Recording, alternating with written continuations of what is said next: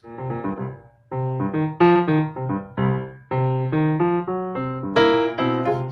hello, peoples of the internet. Welcome. Good morning. Hope you have your coffee and your tea. I ran out here like half dressed. You don't even want to see what the bottom of me looks like. I made it. But we are so happy that today our one and only amazing choir director for the film, David Jaden Anthony, is here joining us. Ah, I need an applause thing. I think there's a button I'm missing. Angelic choir sound. Yeah. There we go. And of course, our composer and producer, ChrisEdgar.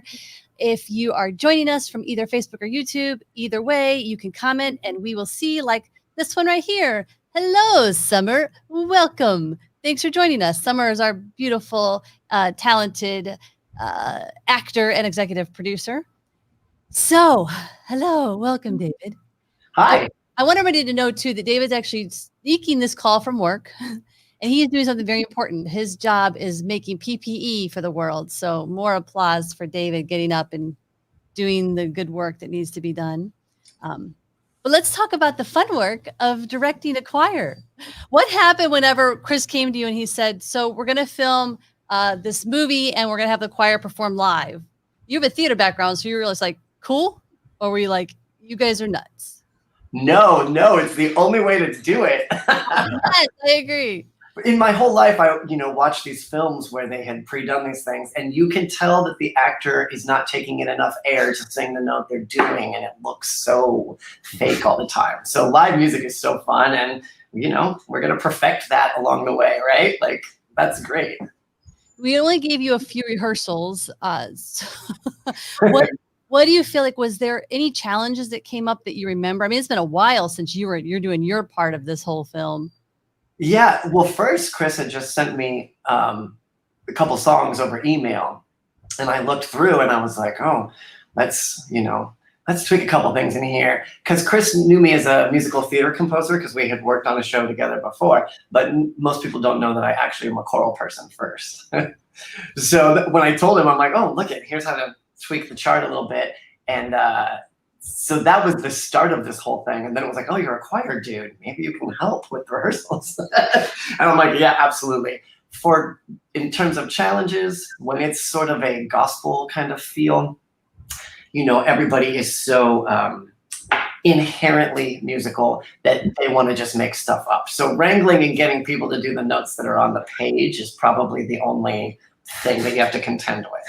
And as soon as it gets said, it's like, oh, we're having fun. And then people sort of want to start to sing other things. And you just have to bring it back. I love it. I remember I was at one rehearsal with you guys and just like this energy in the room, everybody just being super like positive and excited and open to like doing this. And everybody was a volunteer because, we had no money making this movie.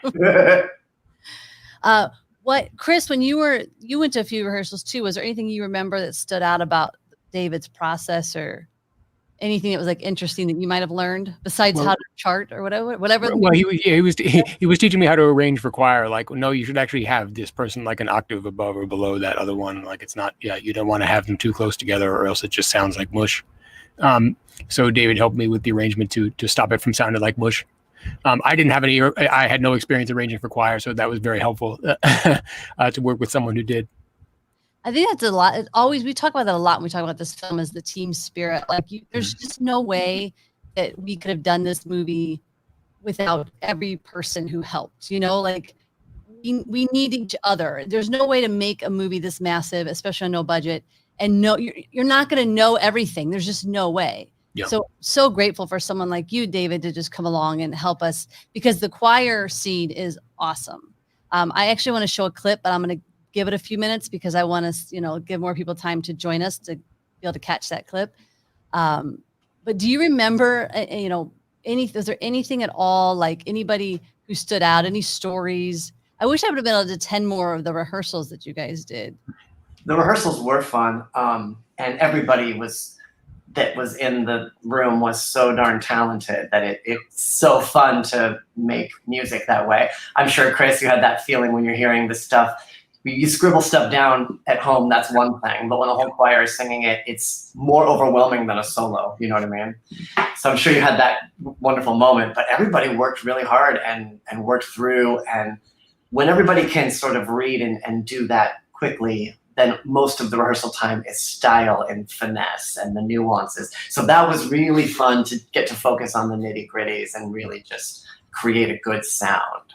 Yeah. I remember going into the rehearsal and hearing them all together for the first time and just being like giddy with glee. Like I remember you now being that way. I remember. Like, oh my God, I can't believe this is like that we have this, that it sounds this way, that like it was just, you know, it's so exciting. It to see something like that come together. Because I know like Chris, he has like a million songs that are just sitting in his computer. So like, it's always fun when we go, he like finally hears it out loud. He's such a nerd. Like he can't contain himself. I love it. Oh, I love that. I know that feeling and it is the best. The best.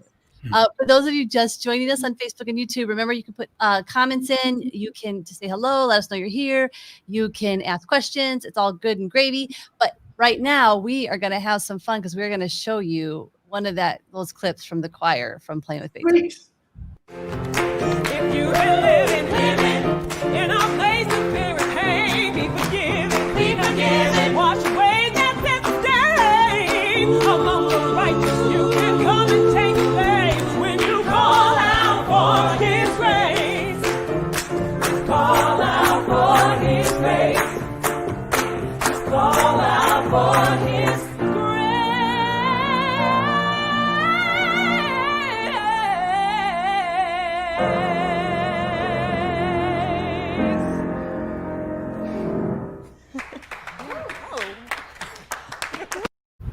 Chills, man. Yeah. I get chills every time.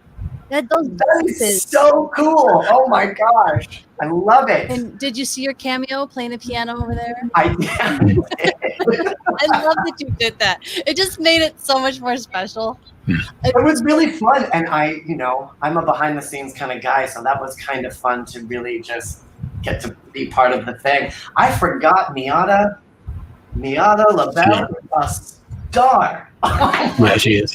gosh, that woman is incredible. Yeah. And Elizabeth has gone on to do The Color Purple, and Lindsay has come out and signed with us for Shake It Up and so many more things. I love Summer's comment. Take me to church. And Rayla, who did that ending there, I think she just came up with that herself. Like, no, we got to make the ending a little bit bigger. I got to go. Oh, and it's fantastic. Yeah. Catherine, smiling ear to ear. This was so great. Catherine is our writer. I love that she hasn't seen the movie, and neither has Summer, executive producer, because I wanted them to have that. You walk in a theater and you get the big movie experience and the big screen and the big sound. Well, sadly, they're not going to get that anyway, so I might as well show them the movie. But they're all just getting snippets now, so I love that when they're seeing things, they're happy. It makes me very happy. Well, I can't wait to see the whole thing now. That just revved me up. I was not even expecting to have all the feels like that. That is awesome. And then we've got some really fun announcements coming down the pipeline, which will be awesome. What is going on with you? How are you staying musical and creative during this crazy time we're in? Well, I was doing some videos with students remotely, my voice students, and that was kind of fun, just playing and filming and then them filming. Everybody's learning to use technology in different cool ways. So that's been kind of fun. I'm back in school for songwriting, so I am writing every day. And that's the beauty, although there's no life in the outside world, so we're going to run out of things to write about here soon. If we can't go back to real life. Loneliness and emptiness. Well, we all did a few assignments like that at school, and then it was like, can anybody write about anything else? No, nothing's happening. I'm the executive director for Black Magic Collective, and we do a film festival, and we have gotten thousands of submissions, and at least half are pandemic related. And it's just like, we immediately are like, no, we don't want that. We want comedy. No one's sending us comedies. We have like one comedy we've found. Everybody's so serious. Right. It's a heavy moment, but we'll get through this. And it's also funny because I always go to Chris with like, I want to do a big happy song, like Shake It Up. He's like so Mr. like dark rocker guy. But we need some happy things in the world, Chris. Right. Well, you know, the thing that we're doing is it's an affirmation of life in the end, even though it has its tragic. I'm talking about Danny and the Darkness, which is the musical that we were originally going to put on at Hollywood Fringe, but now, thankfully, the people who donated to us were gracious enough to agree to let us shoot a promotional video instead, where we have the actors performing the songs on a set, and they're just incredible, by the way. Which I'll be honest, like Fringe was a cool idea. But making the video the way, like, where you can really get in and like show the emotion and the work, and I don't know. It would have been a fun challenge to do the theater thing, but I'm kind of glad that sometimes things work out for better, I guess, is what I'm trying to say. Let's hope that's the same thing with Beethoven, because there's a lot of heartbreak where it's like we've gotten some really cool festivals that like the kind that were worth the plane ticket to fly to New York and go there. And now they're all virtual, and it's kind of heartbreaking. Yeah. We could have just put the movie online last year. Like we could have just been like, here, it's up. But you know, I kind of feel like the thing that's held artistry back is that we kept in this pandemic fooling ourselves to think, well, maybe next month. Yeah. When really we knew, and we should have planned better in the beginning. You know, we could have been doing a lot of these things, and now we're still going, hey, will there be a vaccine? Should we or should we not do this thing? And like, we just need to move forward and do all the things we want to do. Even with filming, you know, we kept keeping it really small. Like it's tough because we're doing like a 4-man crew. And the crew is like my boyfriend, my daughter, like people who are in our quarantine already. It's not easy, but yeah, we just had to get back out there and make some art because you just start to lose your mind. Yes. I can't even remember names, like simple names. Like I can be looking at Chris, like Chris. Yeah. Because quarantine's making us kind of mushy, I think. So I love that you're going to school and like kind of keeping that part of your brain active.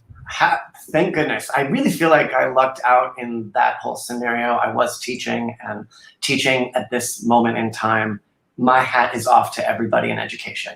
I've always worked in education. I love it, but this is an uncomfortable moment to be teaching. Yeah.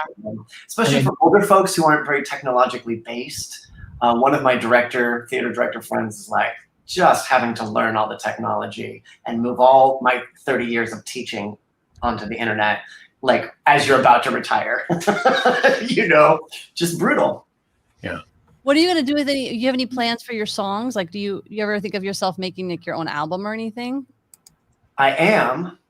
I have a weird idea though, because I don't necessarily need it to be me. I like to be behind the scenes. But I was thinking about doing an album called Cover Me, where I sing all the songs, but I'm hoping that somebody else records them. That's a really fun idea. I thought, you know, it'll get stuff out there to like major names too. Like that's really kind of smart. Then I could do go ahead. Have you ever watched Songland?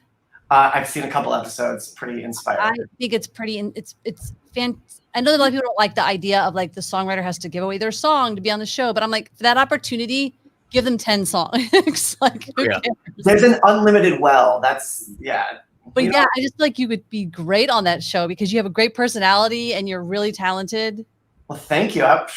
If anybody's listening, we're gonna figure out how to apply and get you on. That's gonna be one of my missions. And you're doing more pop material right now, right? Yeah, I previously only wrote musical theater, so it is new to write. But as a piano bar guy, which I did in my 20s, I've played all these styles for years. Yeah. So the other reason I wanted to do this album this way is because I write so many different styles, and any other project is going to have to narrow that down. But if I'm saying, hey, I'm a songwriter, everybody else record these, then they can be all different styles. I think that's so fun. So, I would even love to run a contest. We should talk about that. And Chris, that might be something that we should get you and David maybe teamed up on. We could probably do something next year for Black Magic Collective where we run an actual contest where it's like, pick one of these songs, record it your way, however you want, make a video for it, and then we give away like camera package to the winner or something. Love that. I think I think that's a really fun idea because I'm always looking for new ways, especially if we end up being in, Lord help us, so we're not in quarantine next year. Right. But I'm looking for ways to like, how can we do things inside that they're unique, you know, and still continue our membership and having fun. I love it. I'm writing that down now. Perfect. Songs. Competition was one of my ways of getting it out there. I didn't know what that looked like, but that was one of my thoughts. Like, how could I get a bunch of people? Because also, what writer wouldn't want to hear 100 different renditions of their tune? Like, that's the greatest Christmas present ever. Yes. I love it, and it gives you guys a different spotlight. Maybe the two of you, maybe if you have one more person. Oh, I'll take this offline, but I really love this. We have to keep talking about what this would I'm look down. like. I'm open. Those of you that are listening, if you're just tuning in, please say hello so we know you are here. I love that Summer, this is her comment after watching the video. So many feels.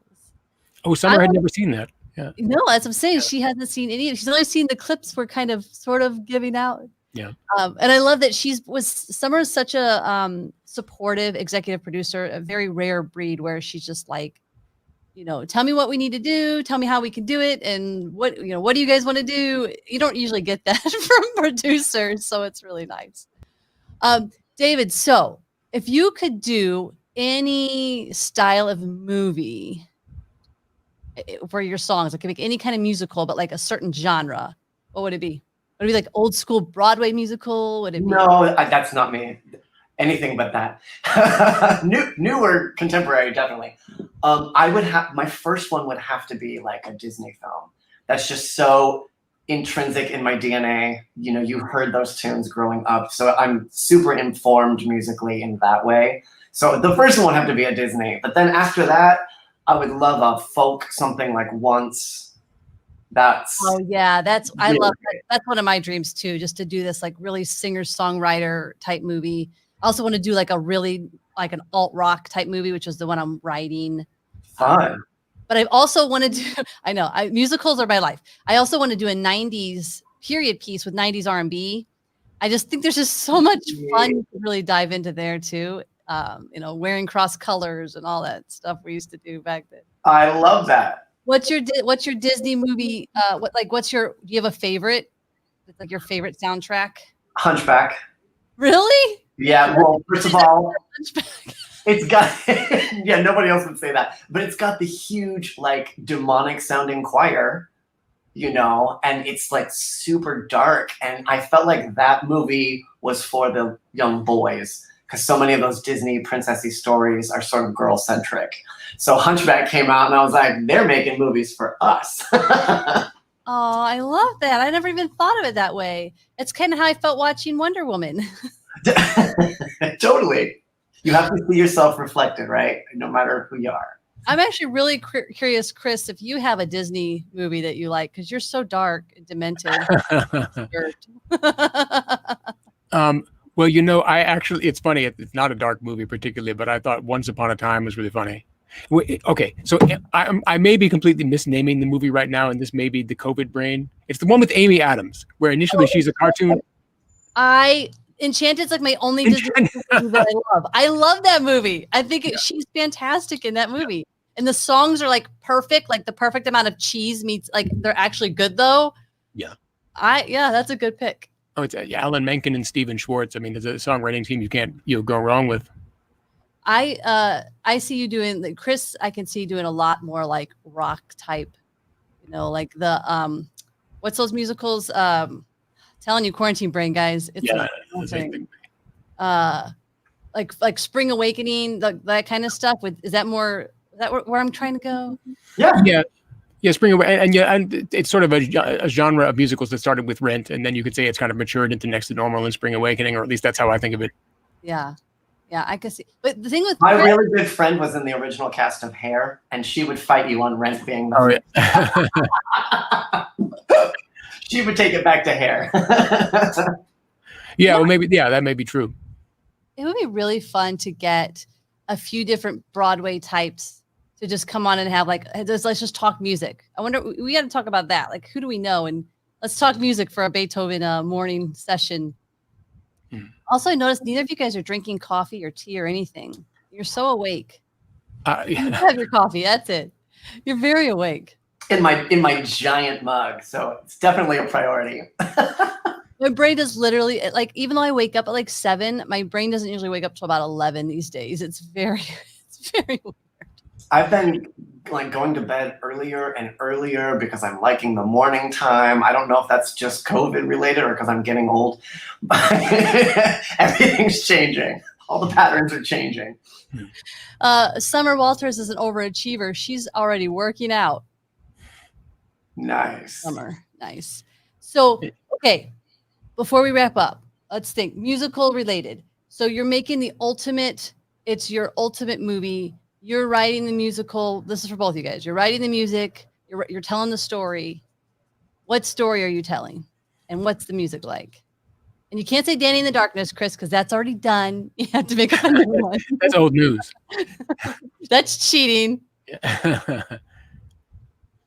I'll go first. Give you guys a second thing. So for me, I think my ultimate thing that I want to do, at least now, is I want to do well. Besides the fact that I at some point want to be the one who they pick to do the Hello Dolly remake, because at some point they're going to do a Hello Dolly remake. If I'm not like big enough as a director to do it by then, I'm going to die because I want that one. But I think I might modernize it. That's where I go back and forth. But I really want to do a movie where it's sort of a rock musical, maybe like along the lines of Rock of Ages, but I really think along the lines of Rock of Ages, where we're actually singing to each other. It's part of the dialogue is song. I don't think we see that enough, where the dialogue is song and it actually moves the movie along. We more tend to have song breaks. And it's a love story of some kind. An amazing happy ending. Yeah, well, I mean, I guess it won't surprise you to hear, but I would like to do a musical of like a dystopian novel, like I mean, 1984 might be overdone, or something like Darkness at Noon, which was about like the Soviet show trials in the 30s. David, yes, I worry about him often. I don't know how we work together. I guess we're kind of yin and yang. I know, it's perfect. Well, plus you can literally do any style of music ever, so like it doesn't like it works. Yeah. You want me to write a happy song with all the Care Bears coming together and dancing or whatever? I can do that. It's too weird if I did like that version of Twilight, but it's a musical. Like that's the kind of dystopian. They're not really dystopian, I guess. It's more just young adult. David, what's your movie? Well, I was working on a theatrical piece that we stopped for reasons that come up in these collaborations, but actually it being turned into a movie would be probably what I would want to write right now. It centered on an Iranian immigrant who was building fame in the United States as a poet, but this whole thing about immigration, I want to tell stories that have some sort of impact or open minds to what's happening in the world. I did enough, as a music director in theater, like you just are telling stories constantly. But in terms of writing, I want to like have some sort of impact. There's enough silliness out there, Well, and I think that it's like I always say that there's a filmmaker for every type of movie. Everybody acts like, oh, it's a competition. There's not enough work. There's enough work for everybody, because I don't really want to do. Not that I don't want to do movies with messages, but it's not my calling. My calling is to do movies that make you happy. Right. So you need the people who want to do, like I would totally watch a serious musical, I may not be the one to make it. I love it. I love that you're thinking that way. Well, it was quite funny, I have to say. There was humor every part of it. I also liked getting. It sounds very funny. The concept is hilarious. No, but I love infusing another culture's music in. It's like this extra bit of challenge as opposed to just writing. So like having to throw in Middle Eastern scales and things like forces your brain open in new ways. So that was also a really fun aspect to it. I love it. Well, I'm so grateful that you joined us this morning, and you've actually put some pep into my day, because it started a little grumpy and now I feel very happy. Good. It's good to see you guys. I miss you. Aw. Well, one day we may be out in the world again. I actually am thinking about doing a Beethoven rap party via Zoom, because I'm like, we're never going to get to be together, so we might as well celebrate this way. So, I mean, 500 people on the Zoom. It was such a huge team of people with so much dedication. I mean, for a project that, well, like you said, was low budget. I know, but I think it would be very, very fun. Yeah, no, I would love that. everybody was fun and everybody was talented. And I really appreciate you guys bringing me in because it was just a joy all the way through. Hey, I love that. And I hope you're proud. You'll definitely be proud of your choir moments. I have no doubt about that. If you hate the rest of the movie, you will be like, I did that part. I'm sure it's wonderful. I can't wait. For everybody watching, thank you so much for tuning in. Please visit watchplayingwithbeethoven.com and sign up. It's a quick name and email address because we are going to send you the link the minute the film is out there and ready. You're going to get it. So if you sign up there, you will know exactly where and when to buy this. So please do that today. Watchplayingwithbeethoven.com. We are coming out this fall one way or another. Pandemic be darned. And in the meantime, I guess everybody just please stay healthy and safe and wonderful and lovely. And you guys rock.